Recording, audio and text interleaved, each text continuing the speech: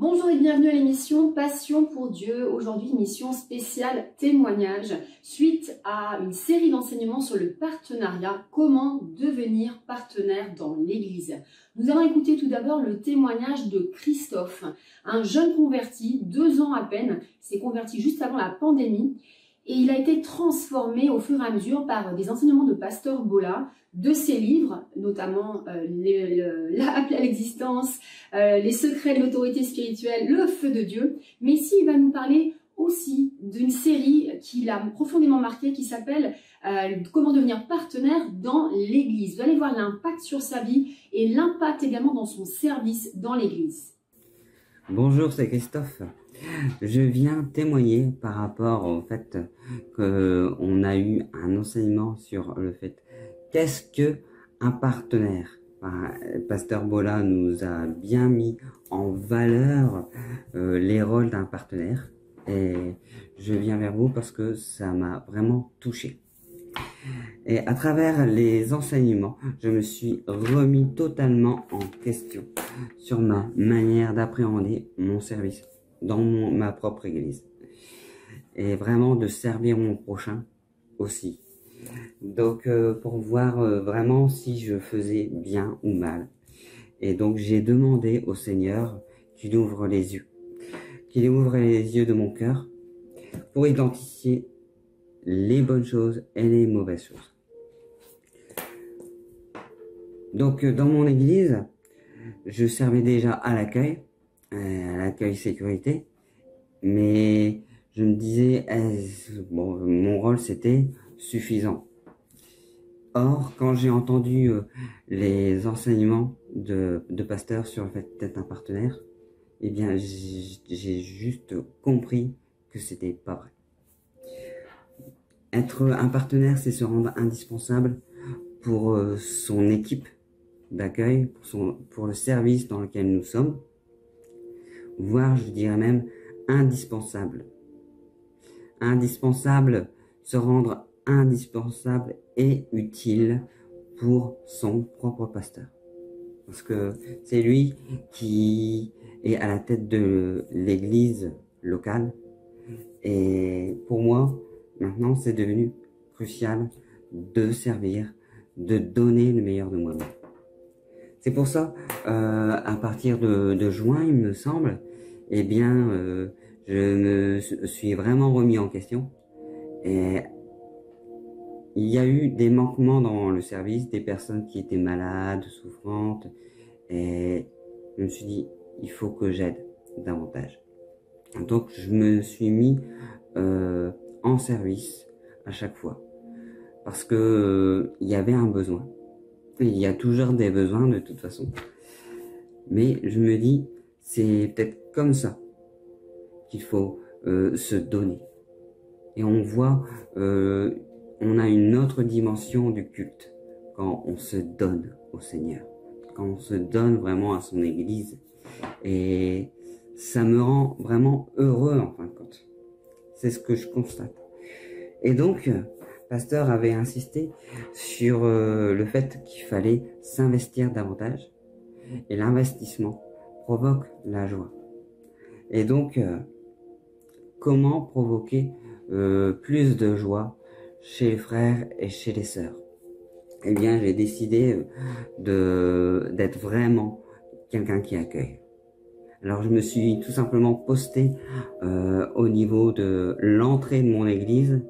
Et là, j'étais prêt à bondir sur chaque frère. Mais gentiment, avec le plus grand des sourires. Et donc, j'étais toujours bien, vraiment dans la joie à ce moment-là. Et j'ai eu une autre idée, c'est qu'il fallait mettre une petite ambiance, vous voyez. Donc, je me souvenais que j'avais une baffe, et dessus je peux y mettre des louanges ou de l'adoration. Ça dépendait selon l'humeur. Et donc, j'ai commencé par la louange africaine, et ça a bien bougé.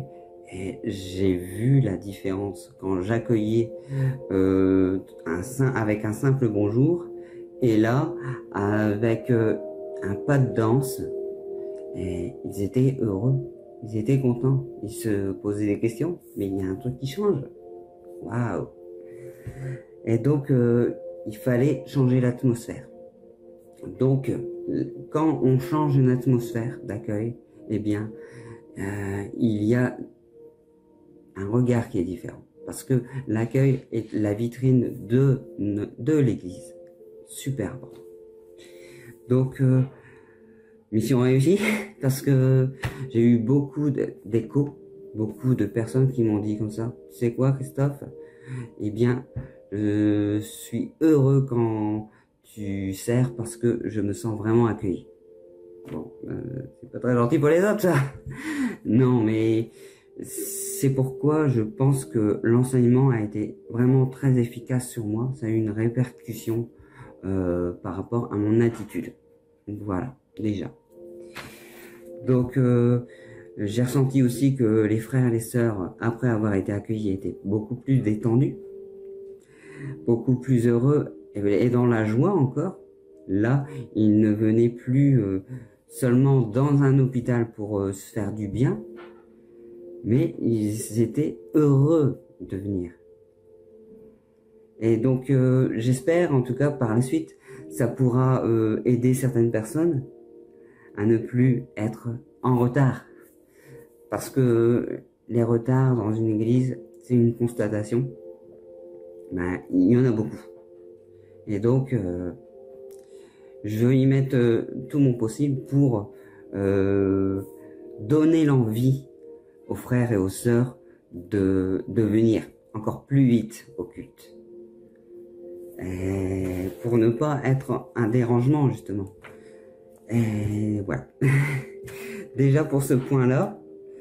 Et je voulais parler aussi une chose très importante. C'est que le pasteur a parlé que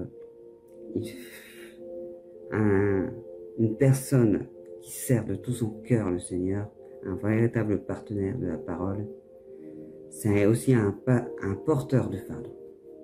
Un porteur de fardeau, et je me suis dit, il est temps que la parole soit diffusée plus largement. Il y a bien les réseaux sociaux où je suis dedans, très actif, mais il fallait aussi que je diffuse dans ma ville, dans les villes aux alentours.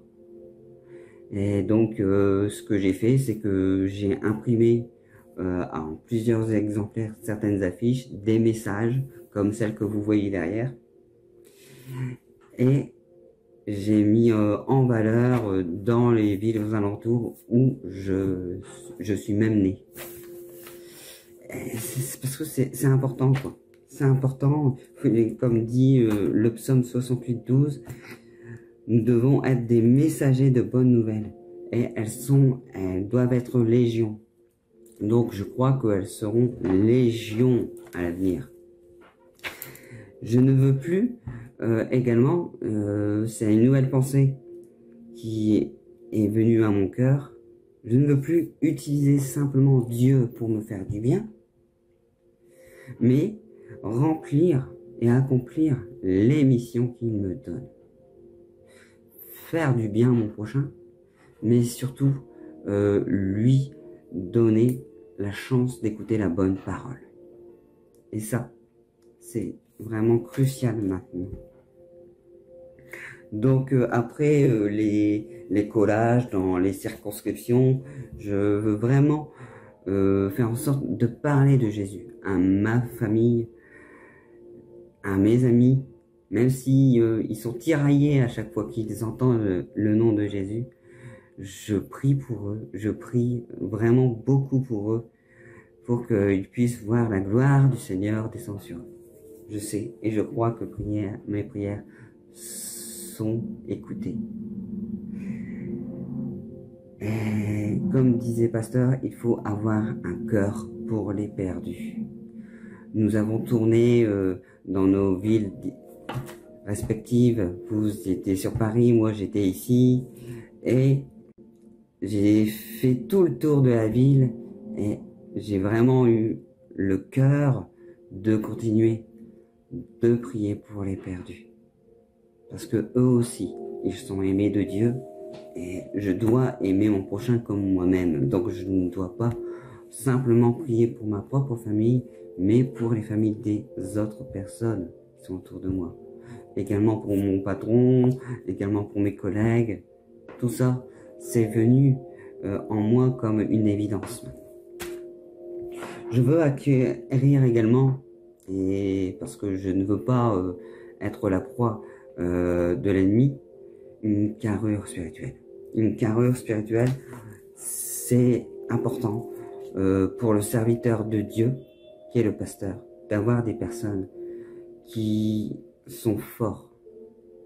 Et je veux être cette personne forte, cette personne dynamique qui va donner davantage. Et donc, je me dois d'aider le berger de mon église. Donc, j'ai toujours aussi soif de cette parole et j'ai commencé à lire l'autorité spirituelle de Pasteur Bola. Et donc, j'encourage aux personnes qui regardent cette vidéo à lire ces livres parce que ça pousse fort. Voilà. J'ai également commencé à faire des études bibliques par un autre livre, Le vrai serviteur de Dieu de Watchman Nee, une vraie pépite aussi. Donc, je vous encourage. Je prends plaisir dans toutes ces études. Je prends vraiment plaisir à engranger cette connaissance parce que ce sont des témoignages efficaces qui vont porter du fruit en moi. Et donc, si ça porte du fruit en moi, ça portera du fruit autour de moi. Donc, j'ai également repris beaucoup de lectures de la parole, donc qui m'ont vraiment rafraîchi dans ma relation avec le Seigneur Jésus. Par exemple, j'étais au niveau de l'Exode, au niveau de Pharaon, du cœur de Pharaon, vous voyez, c'était endurci. Et en même temps, il y a eu la série de ne pas endurcir notre cœur de Pasteur Bola. À ce moment-là, je me suis dit, waouh, quelle coïncidence. Donc Dieu me parle et c'est vraiment une bénédiction. Donc je veux vraiment revenir en tant que partenaire, c'est que je suis loin de tout ça et je me dois de travailler davantage. Je veux vraiment donner le meilleur de moi-même pour être un guerrier, un guerrier. Et en tant que soldat, j'aime l'ordre, vous voyez. Et dans le service dans lequel je suis, nous devons être dans l'ordre, dans l'autorité. Nous avons l'autorité du pasteur qui, lui, détient l'autorité du Seigneur. Donc, je voulais aussi partager ce point de vue, ce qui est important. Il faut travailler son attitude, autant à l'extérieur qu'à l'intérieur de son église. Et je me suis même vu reprendre une sœur qui, bon, déjà était en retard, mais ensuite, je lui ai dit gentiment de revenir dans les rangs, de changer son attitude, parce qu'elle n'était pas conforme à l'église du Seigneur.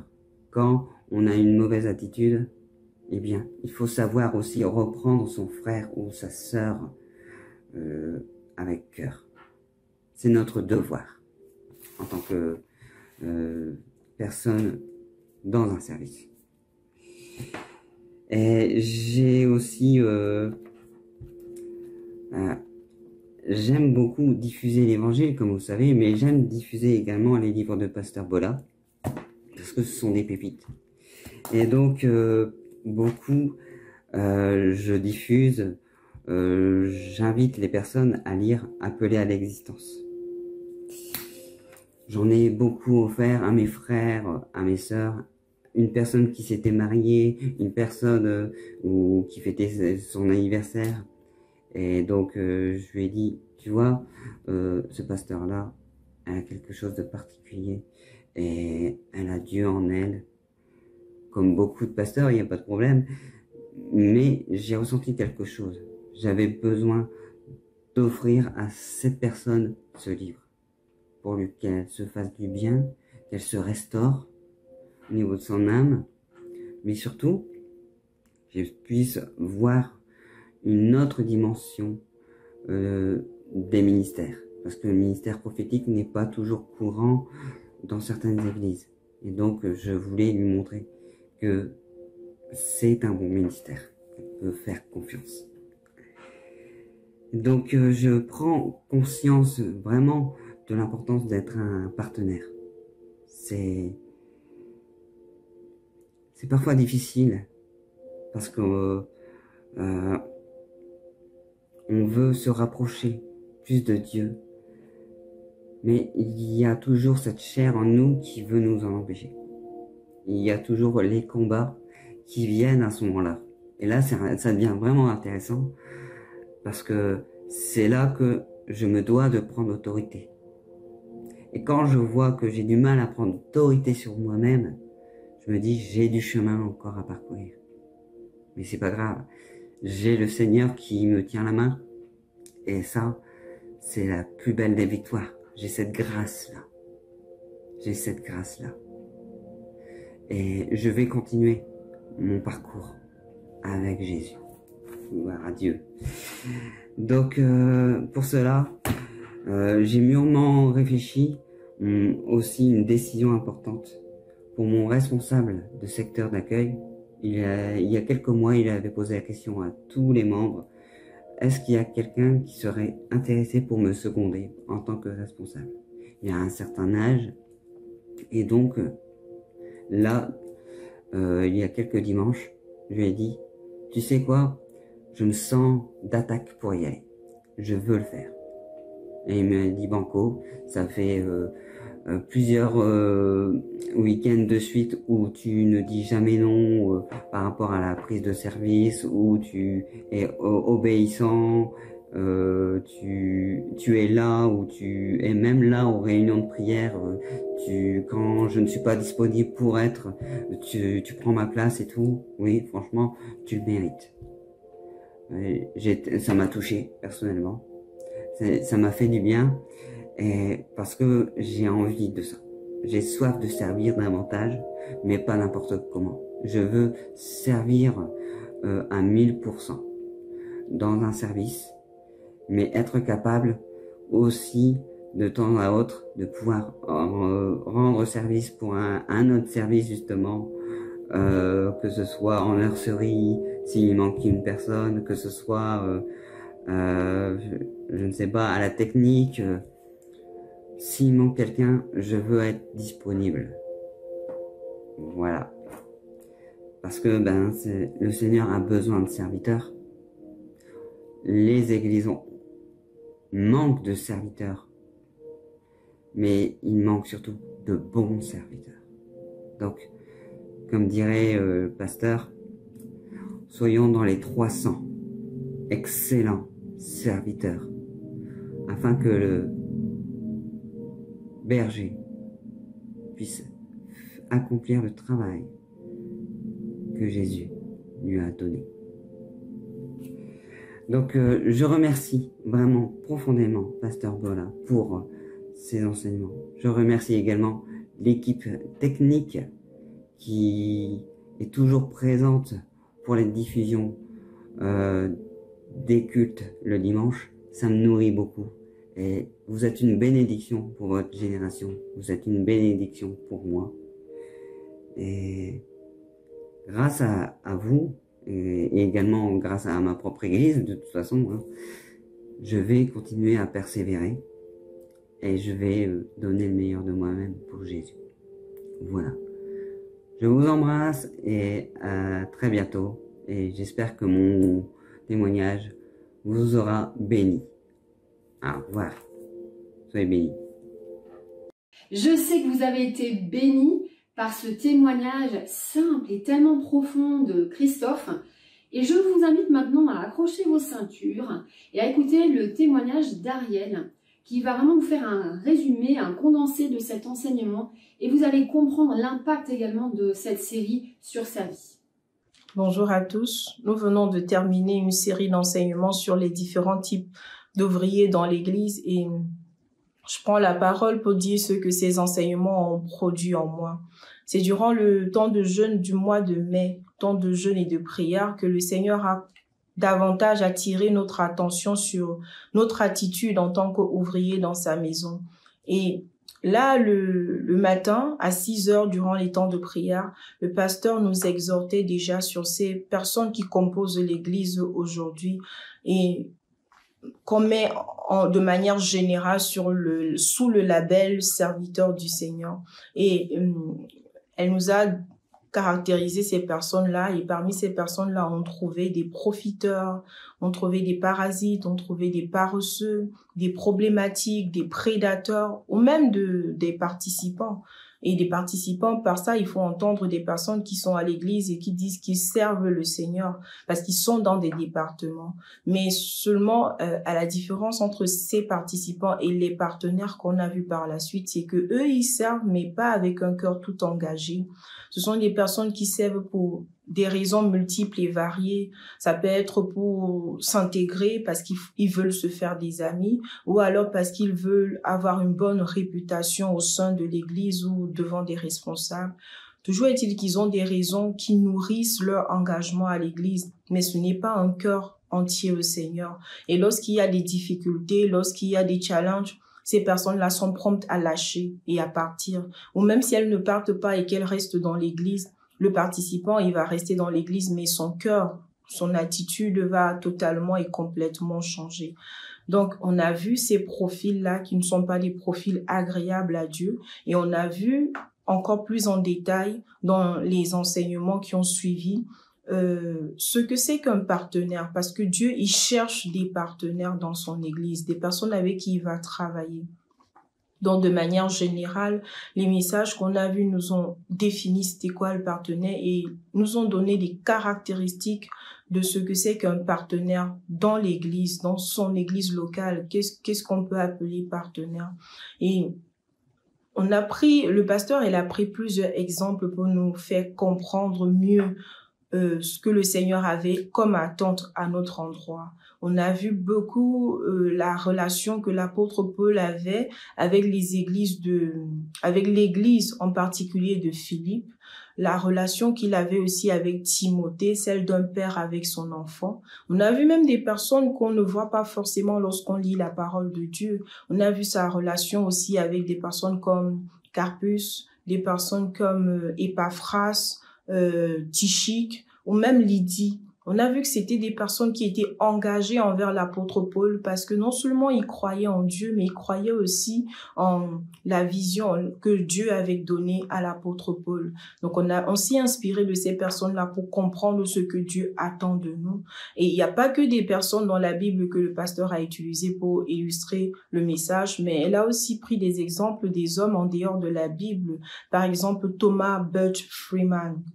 On a vu son engagement pour la diffusion de la parole de Dieu. Donc, le fait que ce soit un contemporain, ça nous a encore montré que c'est pas que des personnes dans la Bible, mais aussi des personnes en dehors de la Bible qui ont été partenaires du Seigneur. Et dans la Bible, on a vu même des illustrations avec des histoires qui ont été très poignants, en tout cas pour moi. On a vu dans Nombre 13, Nombre 14, cette histoire où Moïse a envoyé des espions sur la terre promise pour qu'ils aillent déjà regarder la terre que Dieu leur avait promis à Abraham qui donnerait à ses descendants. Donc, les 12 espions sont allés, quand ils sont revenus, ils ont fait un rapport. Et nous, on s'est attardé sur l'attitude des espions, que ce soit les 10 espions qui ont fait le rapport négatif ou même les 2 espions, Caleb et Josué, qui ont fait un rapport positif. Et on a vu à partir de là quelle doit être notre attitude à nous en tant que partenaires. Nous devons être des partenaires qui ont un esprit de foi. Et puis aussi l'attitude des compagnons de David, ceux qui sont venus le rejoindre quand il n'était pas encore roi. On l'a lu dans 1 Chronique au chapitre 12. On a vu quelle était leur attitude, eux qui ont cru en David, cru en l'appel que Dieu avait mis sur la vie de David. Comment ils l'ont servi avec un cœur sans partage et ils sont venus avec un objectif et ils ont atteint cet objectif. Pour nous illustrer le fait qu'un partenaire, ce n'est pas quelqu'un qui se qui se contente de juste agir. Non, il agit pour avoir des résultats. Donc, avec tous ces exemples, toute la richesse des personnes que le pasteur a évoquées, les histoires qu'elle a appelées qu'elle a déployées dans le message, on a vu que c'est possible pour nous aussi d'être un partenaire. Et puis, elle a pris encore le temps de nous dire, moi je vais le dire comme ça de manière condensée, mais ces messages, je la vois encore en détail sur ce que c'est que être un partenaire. Et de manière précise, elle nous dit, un partenaire, c'est quelqu'un qui est fidèle. Les compagnons de David, ils étaient fidèles, ils étaient loyaux. Donc, un partenaire, c'est quelqu'un qui est fidèle, quelqu'un qui est loyal, quelqu'un sur qui on peut compter. Et quelqu'un qui est dans l'église et qui défend la réputation du visionnaire parce qu'il croit non seulement à la vision que Dieu a pour son église locale, mais il croit aussi au visionnaire que Dieu a mis dans cette église locale à laquelle il appartient. Et un partenaire, c'est aussi quelqu'un qui va s'impliquer financièrement dans l'œuvre. C'est d'ailleurs pour ça qu'on a parlé de Lydie qui, à peine convertie, avait déjà mis sa maison à la disposition de l'apôtre Paul, ou même de l'église de Philippe, les Philippiens qui n'avaient pas beaucoup, mais qui ont tenu à apporter leur aide à l'apôtre Paul. Donc, le partenaire, il doit absolument s'impliquer financièrement, les dons, les dîmes et toute autre sorte de dons qu'il peut être amené à faire. C'est aussi quelqu'un qui a un esprit de foi, comme on l'a dit, je l'ai dit tantôt avec les 12 espions. 10 qui n'avaient pas cet esprit de foi et 2, Josué et Caleb qui avaient un esprit de foi. Un partenaire, c'est quelqu'un qui a l'esprit de foi. Pour lui, l'échec, ce n'est pas une possibilité. C'est quelqu'un qui pense, parce qu'il connaît son Dieu, que tout est possible. Parce que Dieu est avec lui, Dieu va lui donner la victoire dans les batailles qu'il va mener. C'est quelqu'un qui porte les fardeaux, c'est un homme de prière, c'est quelqu'un qui va porter ses responsables en prière, c'est quelqu'un qui va coopérer, qui va respecter les instructions. Donc là, je vous le dis comme ça, c'est de manière condensée.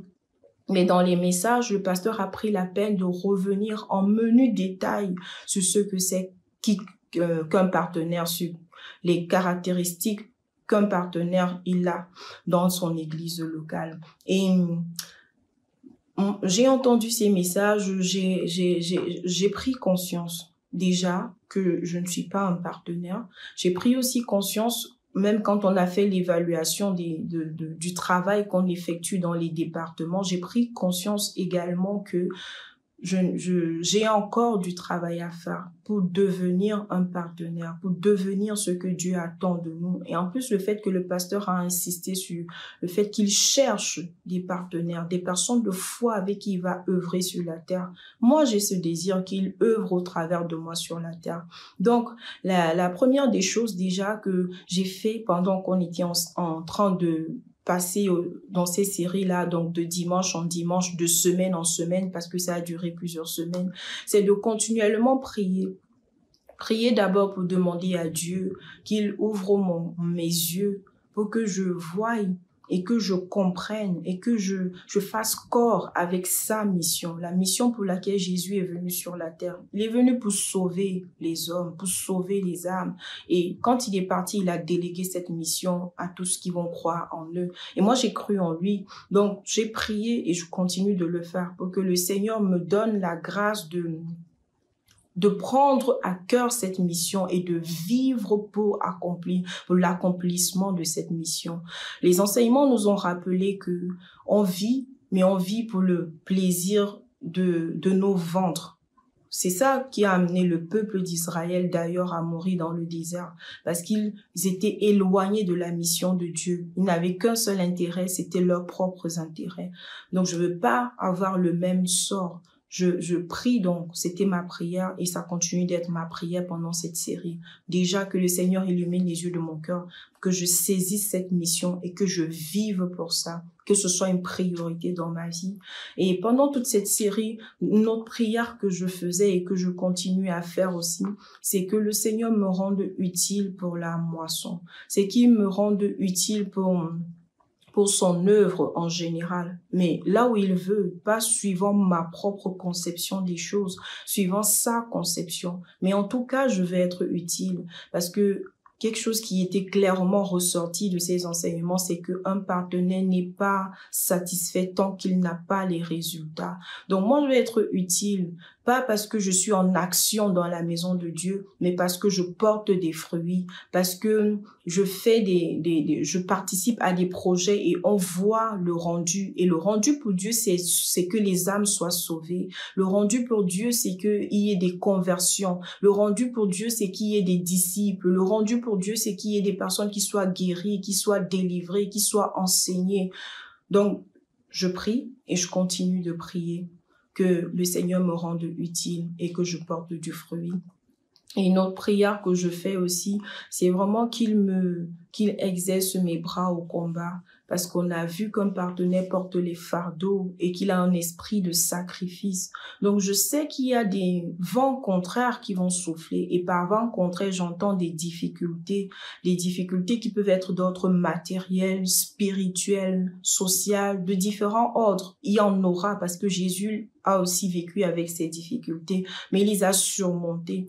Donc, je prie en continu depuis cette série et encore maintenant que le Seigneur me donne la force nécessaire pour ne pas ployer devant la difficulté, la force nécessaire pour surmonter les difficultés et vaincre.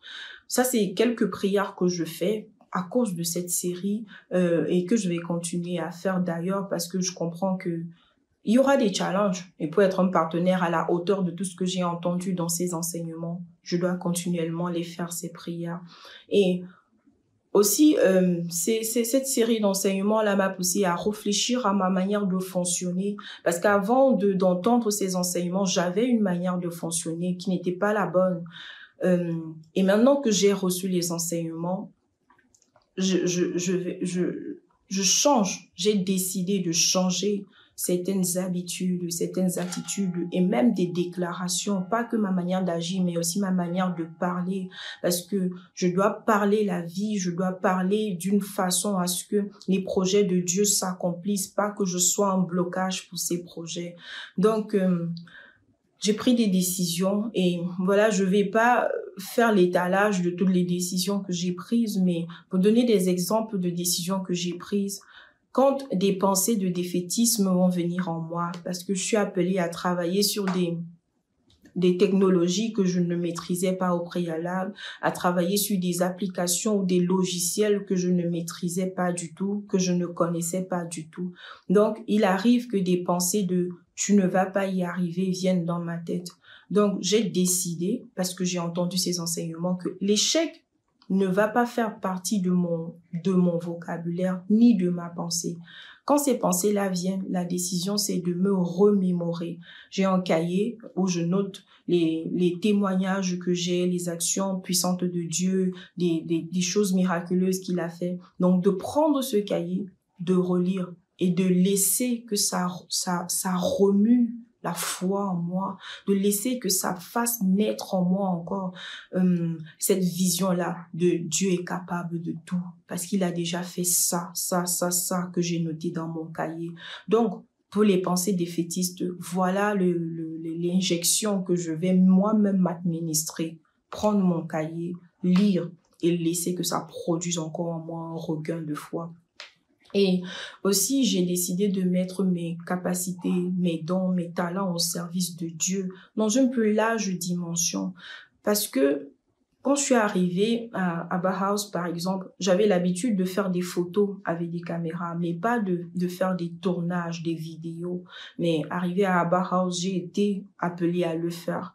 Donc, c'est une capacité que j'ai découverte parce que je suis arrivée et qu'il a fallu que je le fasse. Donc, quand je dis j'ai décidé de mettre mes capacités, ce sont mes capacités connues et non connues. Donc, celles que moi-même je ne connais pas, j'ai décidé que je les mets au service du Seigneur. Et je laisse que le Saint-Esprit me montre ce qu'il a déposé en moi que moi-même je ne connais pas. Voilà. Et l'enseignement qu'on a reçu, les enseignements dans cette série nous disaient qu'on le fait, mais aussi avec une perspective d'humilité. de mettre ses talents au service du Seigneur en s'administrant nous-mêmes la conscience de ce que je vais rester humble. Parce que je le fais, je vais quand même rester humble. Donc, j'ai pris cette décision. Je vais mettre toutes mes capacités, que je les connaisse ou que je les connaisse pas, au service du Seigneur. Et j'entends rester humble par rapport à ça. Donc, je rends grâce à Dieu parce que il donne la parole pour que nous soyons instruits. Pardon. Avant de commencer cet enseignement, toutes ces vérités, toutes ces révélations que le pasteur Bola a partagées avec nous, moi en tout cas, je ne me disais pas que c'était autant important, parce que quand on lit la parole, quand on a encore lu ce que le Seigneur a dit à Moïse, quand les incrédules, les rebelles ont parlé et ont dit qu'ils veulent rentrer en Égypte, le Seigneur a dit qu'ils l'ont provoqué. Donc, quand on a commencé cette série, on le connaissait, je connaissais ces choses, mais de manière superficielle, sans avoir la conscience de l'ampleur de ce que mon manque d'action ou bien le fait que je ne sois pas partenaire avec Dieu, le fait que mon cœur ne soit pas tout entier dans le service peut être perçu par le Seigneur comme une provocation personnelle. Mon manque de foi peut être perçu par lui comme une provocation personnelle. Et maintenant, j'en suis consciente. Donc, je bénis Dieu parce qu'il donne l'instruction pour que le châtiment ne tombe pas sur nous. Il donne l'instruction aussi pour qu'on puisse bénéficier des récompenses. Parce que l'apôtre Paul a dit quelque chose qu'on a vu dans le dernier message de la série qui m'a béni. Et l'apôtre Paul a dit quelque chose que je pense que chacun de nous en tant que chrétien, on voudrait déclarer à la fin de notre vie. Et moi, j'ai aussi pris une décision, c'était de vivre de telle sorte que à la fin de ma vie, je puisse dire ce qu'il a dit. Pas juste pour que ça fasse joli sur le dépliant qu'on va partager aux gens, non, mais parce que ça aura une résonance vraie, parce que ce sera réellement comme ça que j'ai vécu. Et qu'est-ce qu'il a dit? Il a dit, j'ai combattu le bon combat, j'ai achevé la course, j'ai gardé la foi, et la couronne de justice m'est réservée.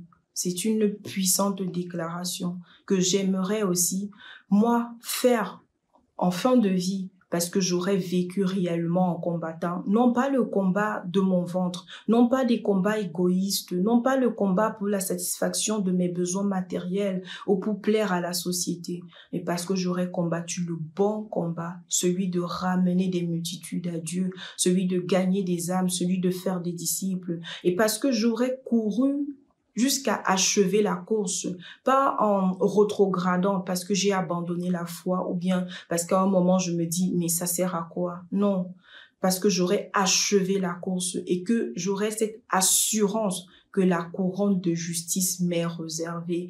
Donc, je bénis Dieu parce qu'il nous a enseigné pour qu'on ait cette même déclaration, pour qu'on puisse aussi dire ce que l'apôtre Paul a dit, pour qu'on puisse aussi remporter la couronne de justice. Maintenant, on peut pas dire qu'on le savait pas, on le savait. Et la parole est claire sur le fait qu'on va être jugé sur tout ce qu'on a entendu.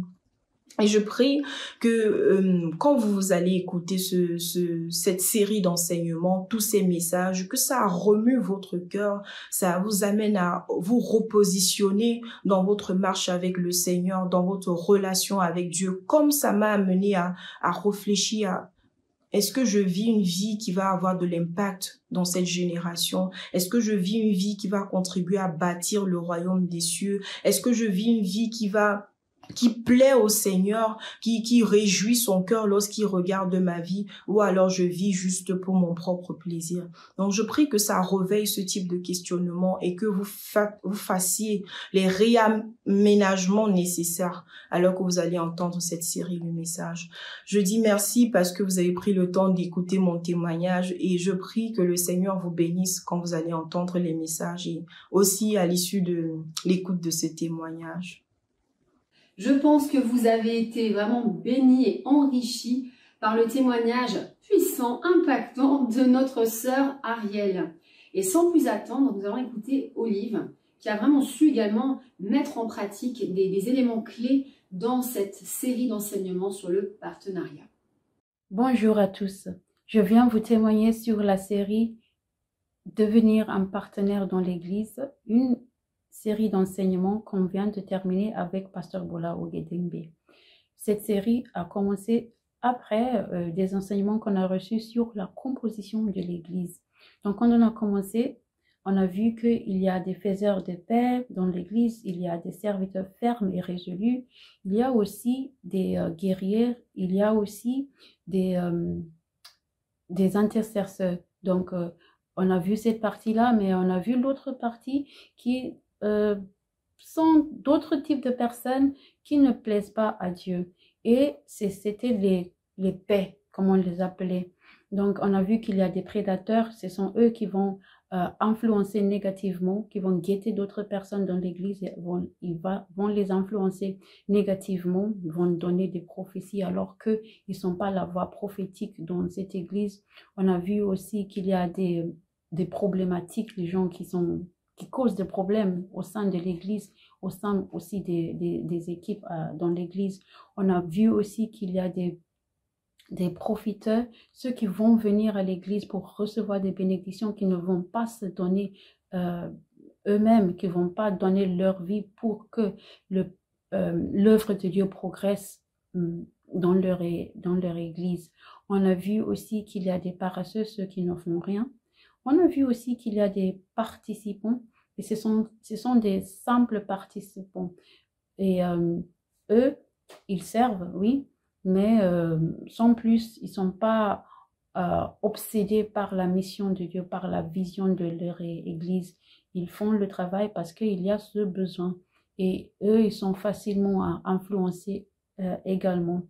On a vu qu'il y a aussi deux partenaires. Et donc, quand on a commencé cette série, moi, parce qu'on disait qu'on ne veut pas ce type de genre de personnes à Abba House, moi, j'avais mon regard à l'extérieur. Je disais, ce type de personnes, les paix, les paresseux, les profiteurs, les problématiques, on ne le veut pas à Abba House. Donc, mon regard était à l'extérieur. Mais au fur et à mesure qu'on continuait avec les enseignements, j'ai tourné le regard à l'intérieur, à moi-même, pour voir que est-ce que je ne suis pas ce type de personne? Est-ce que je ne suis pas moi un profiteur? Est-ce que je ne suis pas un prédateur? Est-ce que je ne suis pas un paresseux? Donc, les réponses, je les ai vues dans deux DP, dont participants, oui, je sers, mais sans plus, je ne suis pas imprégnée, je ne suis pas obsédée par la mission de Dieu pour l'œuvre de Dieu, pour mon église. Et aussi, l'autre épée, c'était l'épée de paresseux. Et on a vu que cette paresse peut être non seulement la paresse physique, mais aussi la paresse spirituelle, de ne pas prier comme on doit le faire. Donc, on a vu cela. Et pasteur après, elle nous a enseigné sur les caractéristiques d'un partenaire. Qu'est-ce qu'est un partenaire? Qu'est-ce qu'un vrai partenaire? Et quand on a commencé, pour moi, j'ai pensé qu'un partenaire, c'était quelqu'un qui donnait de l'argent à son église, ou envoyer de l'argent à un ministère, mais c'est beaucoup plus que cela. Et donc, vous allez voir, quand j'énumère, j'évoque les caractéristiques, que c'est plus que cela, c'est vraiment c'est vraiment participer activement pour le progrès de l'œuvre de Dieu dans son église locale, travailler activement pour l'essor et le succès de son église locale. Et donc, pasteur nous a donné des exemples des partenaires. On a vu des exemples dans l'Ancien Testament, on a vu des exemples dans le Nouveau Testament. Dans l'Ancien Testament, pasteur nous avait cité Ruth, qui était un partenaire pour Naomi, sa belle-mère, à qui elle avait dit, après la mort de son mari, le fils de Naomi, « Où tu iras, j'irai. Où tu habiteras, j'habiterai, et ton Dieu sera mon Dieu. » Donc, elle était vraiment un partenaire parce qu'elle est partie à l'étranger pour elle et elle a suivi Naomi qui avait rien à lui donner parce qu'elle avait perdu son mari, elle avait perdu ses fils, et elle avait complètement rien. Mais Ruth, elle avait décidé de la suivre. Donc, elle était vraiment un partenaire. On a vu également les compagnons de David. Donc, c'était des hommes de guerre qui sont venus se joindre à David quand il était dans le désert à Hébron. Et à ce moment-là, David n'était pas roi, il était fugitif. Mais eux, ils croyaient en lui. Ils sont venus dans le désert et ils ont dit que nous sommes avec toi, David. Parce que David doutait, il demandait pourquoi ils étaient là. Mais eux, ils avaient vu la destination de David. David avait une parole prophétique sur sa vie pour devenir roi. Donc, il croyait dans cette parole, dans cette vision que Dieu avait pour lui. Il croyait dans la destination que Dieu avait pour lui. Et donc, ils sont venus proclamer David comme roi alors qu'il était dans le désert, alors qu'il y avait un roi qui était le roi Saül. Donc, ils étaient vraiment des partenaires. On a vu également dans Nombre l'histoire des espions, des 12 espions qui ont été envoyés par Moïse à espionner le pays de Canaan pour voir comment le pays était et revenir avec un bilan, avec un rapport de comment était ce pays. Et il y avait 2 rapports différents entre les 10 espions qui disaient que c'était pas bon du tout, il y avait des géants et ils se voyaient comme des sauterelles et eux aussi les voyaient comme des sauterelles. Et le rapport de Josué et Caleb, eux qui avaient l'esprit de foi et qui croyaient, qui avaient cru dans ce que Dieu avait dit par rapport à la promesse qu'il avait donnée à Abraham, qu'il leur donnait ce pays. Et donc, eux, ils ont cru et ils étaient vraiment partenaires avec Dieu, avec Moïse, parce que c'est Moïse, leur leader, qui les avait envoyés pour espionner le pays. On a vu des exemples dans le Nouveau Testament des partenaires. On a vu l'église de Philippe qui était vraiment partenaire avec l'apôtre Paul, à qui l'apôtre Paul avait écrit dans Philippiens 1, verset 4 à verset 5, qui était notre passage de base. Dans toutes mes prières pour vous, je ne cesse d'exprimer ma joie à cause de la part que vous prenez à l'évangile, depuis le premier jour jusqu'à maintenant. On a vu également l'exemple de Timothée, dans Philippiens 2, verset 22, qui travaillait avec l'apôtre Paul, qui se consacrait à l'évangile pour travailler avec l'apôtre Paul, comme un fils travaille avec son père. On a vu également l'exemple de Épaphras, lui qui était intercesseur, et l'exemple aussi de Lydie, qui a donné qui a fait des dons financiers pour l'œuvre de l'évangile. Pasteur avait cité aussi dans l'histoire moderne des exemples de personnes qui étaient partenaires. Il avait cité le roi Afonso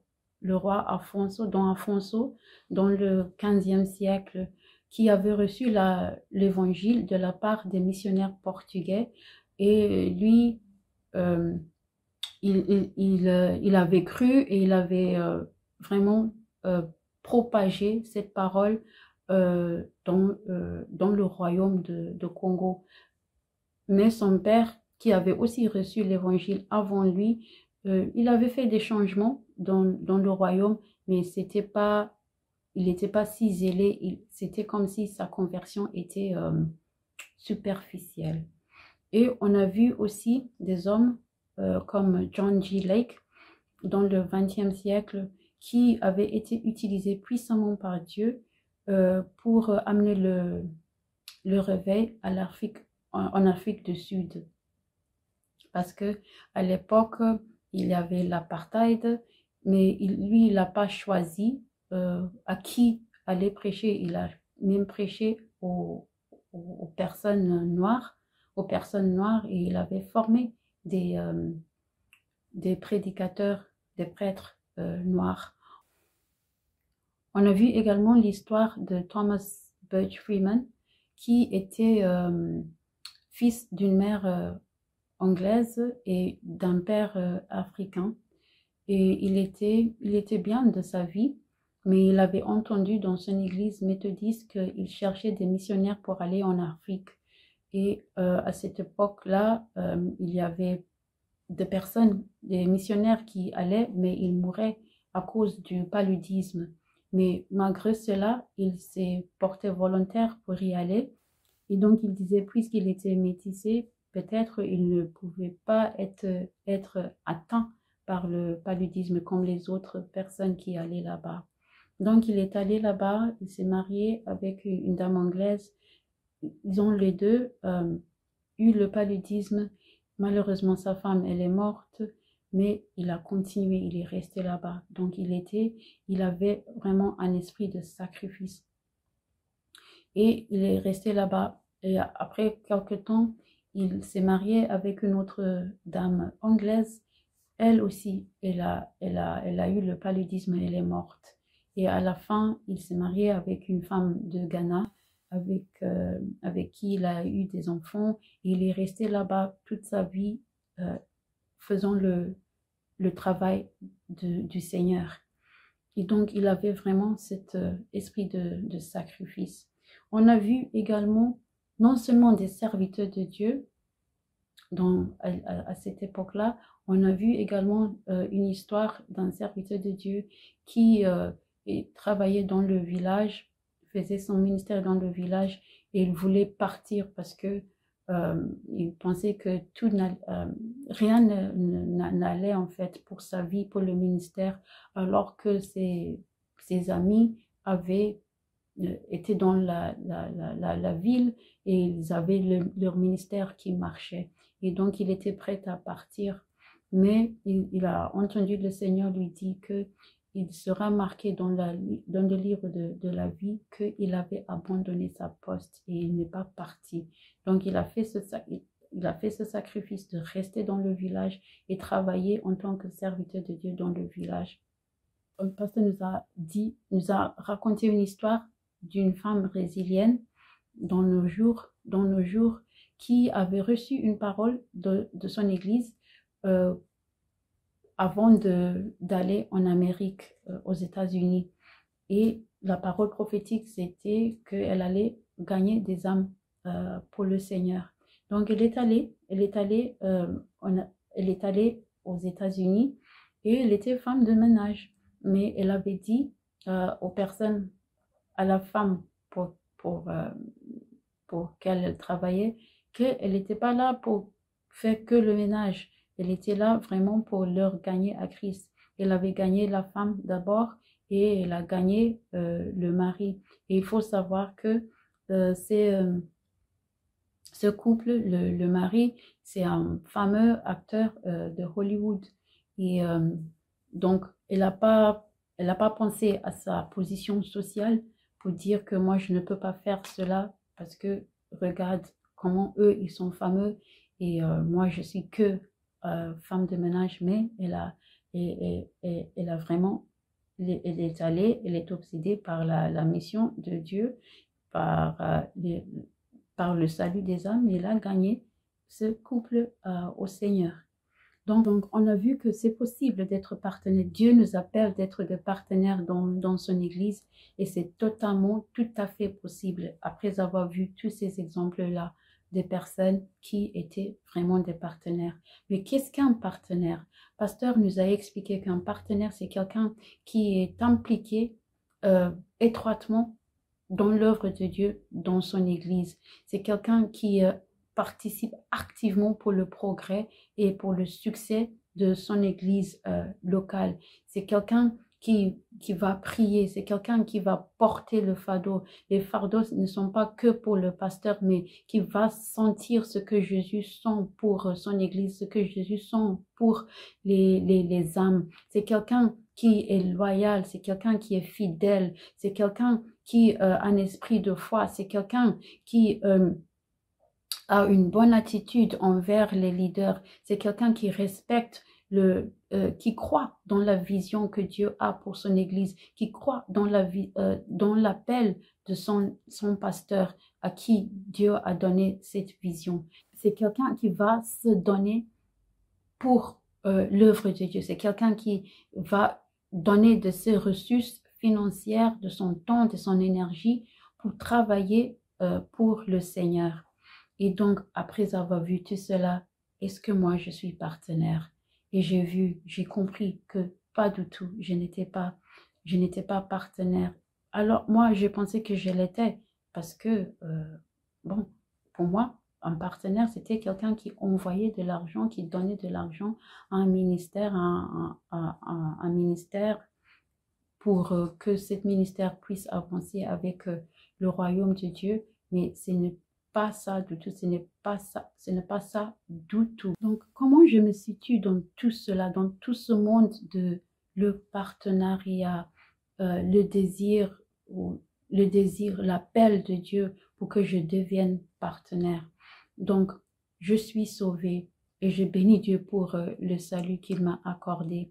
Mais quand je suis sauvée, je suis censée faire des œuvres bonnes. La Bible dit dans Éphésiens 2 que nous sommes sauvés pour faire des œuvres bonnes qui ont été préparées en avance. Donc, il y a des œuvres que Dieu a préparées pour moi. Il y a des œuvres que je suis censée faire en tant que membre de l'église Abba House, que Dieu, lui, il sait ce que je dois faire. Mais donc, je suis sauvée, mais je ne fonctionne pas en isolement, je ne fonctionne pas seule à la maison. Je fais partie d'une église. Donc, j'ai mon église et c'est l'église Abba House. Et au sein de cette église, il y a mon pasteur, il y a les leaders qui vont m'aider dans mon service, qui vont m'instruire dans mon service. Pasteur nous avait cité également le verset Éphésiens 4, 11, qui nous dit que Jésus-Christ a donné à son église les uns comme prophètes, les uns comme enseignants, les uns comme pasteurs, les uns comme évangélistes, pour former les uns et les autres, pour former le brebis, pour me former pour l'édification du corps de Christ. Donc, je suis sauvée, je suis dans une église locale et là, je suis formée pour devenir un partenaire. Donc, c'est là où je me situe. Je suis dans une église et je suis formée par mon pasteur, dans mon service, par les responsables pour devenir un partenaire. Mais est-ce que je suis partenaire? La réponse, malheureusement, c'est non. Je ne suis pas un partenaire. J'ai pris conscience de cela et j'ai pris la décision de devenir un partenaire et je prie que Dieu fasse de moi un vrai partenaire dans son église. Donc, ma première prière, c'était que je sois délivrée de l'indifférence. Parce que la première chose qu'on a vue, la première caractéristique qu'on a vue, c'était qu'on est obsédé par la mission de Dieu.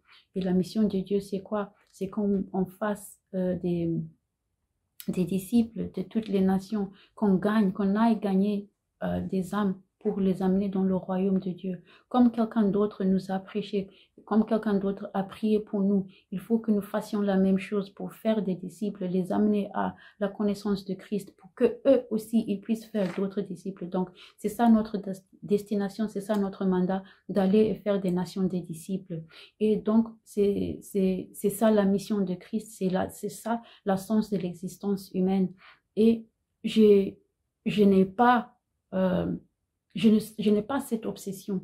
Et donc, c'était ça ma prière, que Dieu brise l'indifférence et qu'il brise mon cœur pour que je puisse être obsédée par les âmes, que je puisse être obsédée par le salut de ma génération, pour que je ne sois plus désinvolte, je ne sois plus indifférente au salut de ma génération. J'avais également prié que je sois comme Timothée, que je sois recommandable comme Timothée. Timothée, il a été recommandé par l'apôtre Paul à cause de son caractère, à cause du travail qu'il avait fait. Et donc, c'était ça ma prière, que je devienne une Timothée, que je sois quelqu'un qui peut être recommandé. Mais pour cela, il faut que je change, parce que à ce stade, je ne dirais pas que je suis recommandable. Et donc, pasteur nous dit souvent que Dieu fait des hommes, il est un faiseur des hommes. Et donc, j'ai prié que Dieu me façonne, que Dieu fait de moi tout ce qu'il veut faire de moi, tout ce qu'il a prévu pour moi, que tout cela s'accomplisse dans ma vie et que je sois utile à lui et que je sois utilisable et que je sois malléable entre ses mains. Et il y a une fois, on était en train de prier pour le service dans nos équipes de prière de 3 heures d'équipe. Et je m'en suis entendue dire vers la fin que ce que tu veux, c'est ce que nous voulons. Ce que tu veux, c'est ce que nous voulons. Ce que tu veux, c'est ce que nous voulons. Donc, je me laisse transformer et je laisse Dieu changer mes désirs. Je laisse Dieu changer ma volonté pour que ma volonté soit alignée, soit calquée sur sa volonté, pour que je désire exactement ce qu'il désire, non seulement pour moi-même, mais pour mon Église.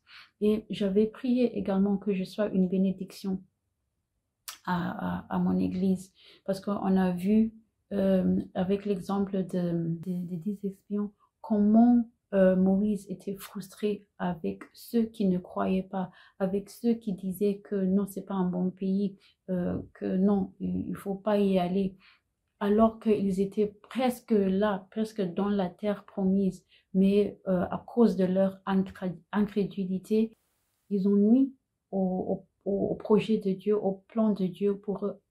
Or, ils avaient eu une promesse de la part de Dieu, mais Dieu, après, il avait juré. Dieu, après, il avait juré, donc il avait fait sa promesse, mais après, il avait dit que non, ils n'allaient pas entrer dans la terre promise à cause de leur incrédulité. Et donc, si à cause de leur incrédulité, ils pouvaient frustrer autant Moïse, moi, avec mon incrédulité, moi, avec mon manque de vision, moi, avec mon fonctionnement, comment mon pasteur sent, en fait, avec ma prestation, comment mon pasteur sent avec tout ce que je fais, tout ce que je ne fais pas, avec mon incrédulité.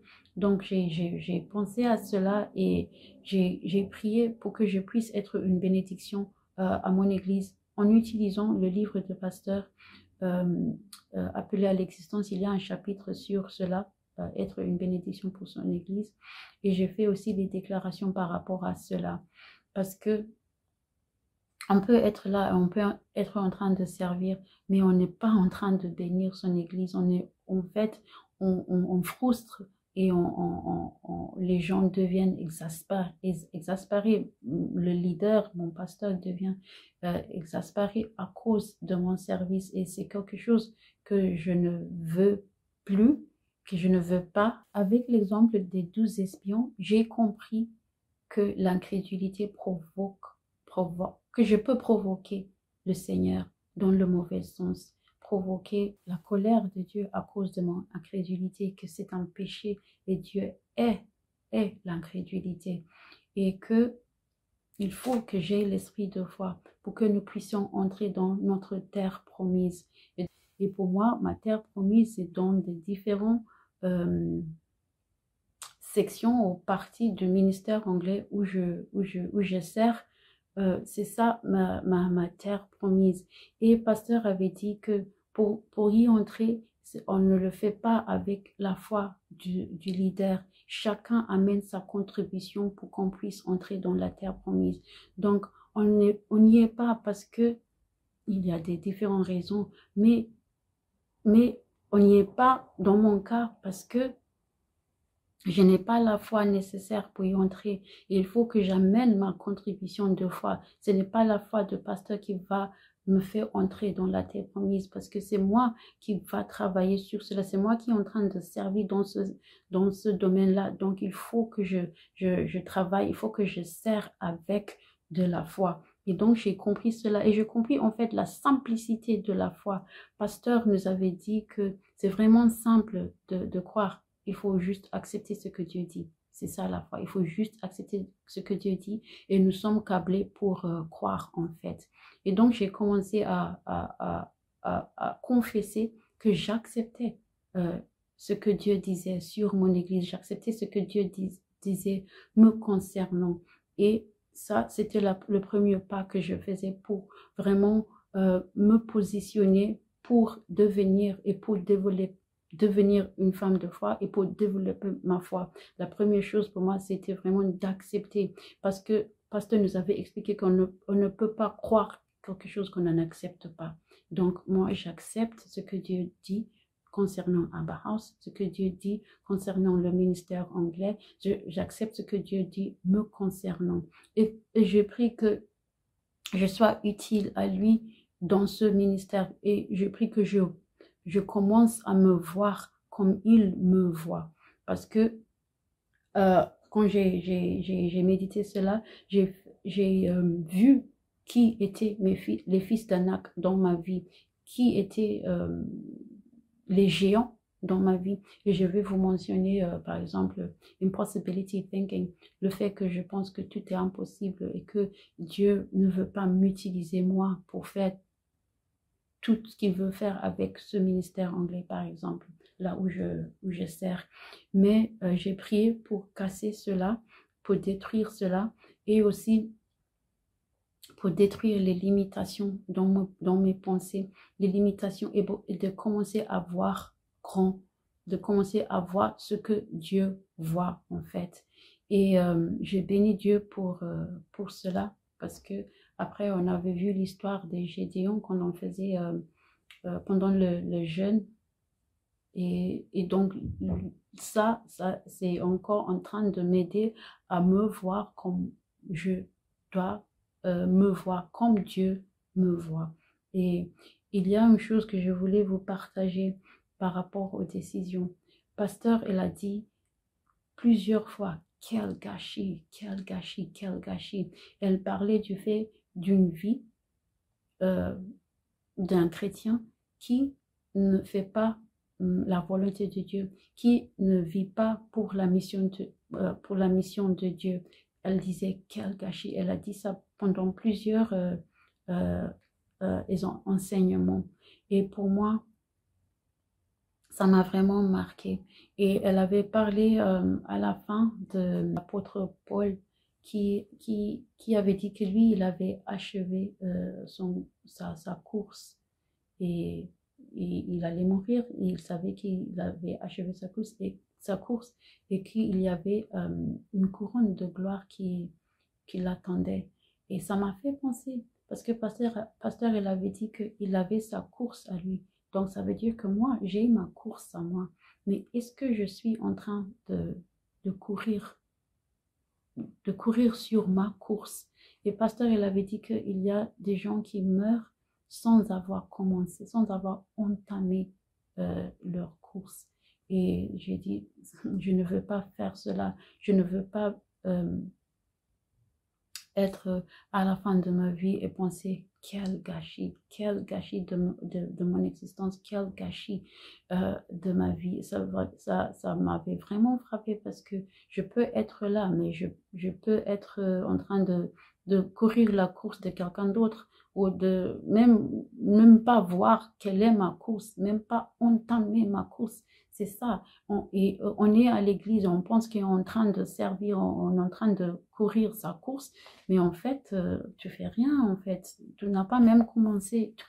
Et ça m'a vraiment frappé. Et je bénis Dieu, et ma décision, c'est de ne pas, ma décision globale, c'est de ne pas vivre pour les futilités de cette vie, de avoir mes yeux fixés sur l'éternité. Et j'avais décidé de ne pas laisser les distractions m'envahir, en fait, parce que ça arrive souvent d'être distraite et avec d'autres choses. Et je bénis Dieu pour ces enseignements. J'espère que vous aurez le temps d'aller voir les enseignements, et que ces enseignements vous parlent comme elles m'ont parlé, et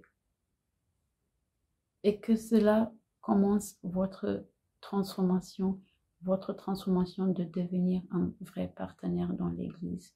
Que Dieu vous bénisse.